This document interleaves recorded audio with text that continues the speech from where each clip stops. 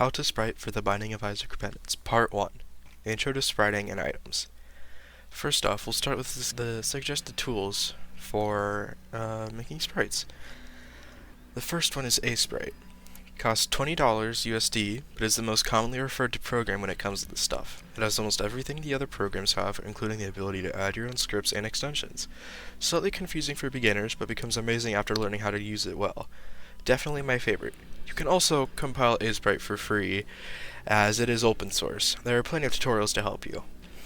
Second, Paint.net, a completely free software that can be used by beginners. Simplistic design, not much to go off. Piskel. It's very simplistic in design, but easy to get around. It allows for onion skinning, magic wand, and other simple tools.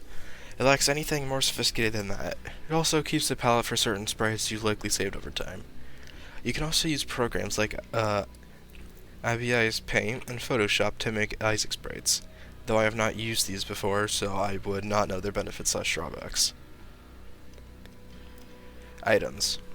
To start with items, when making the canvas size is 32 by 32. Most items do not go past the boundary of 28 by 28. The next part is the outlines. Outlines in Isaac are commonly made with complete black.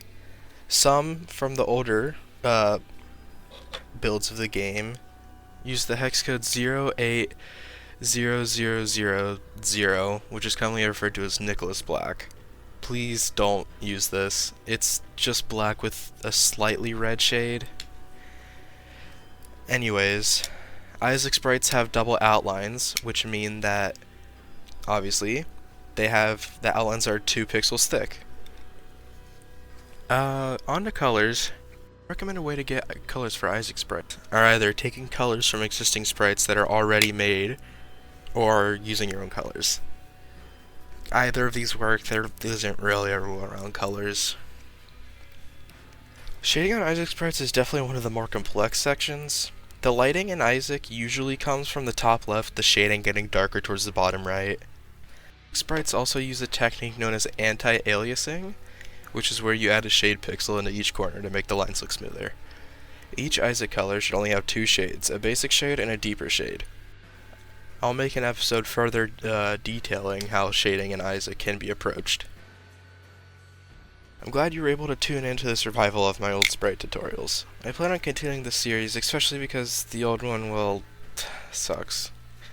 Stick around for the next part, and I'll talk to you later.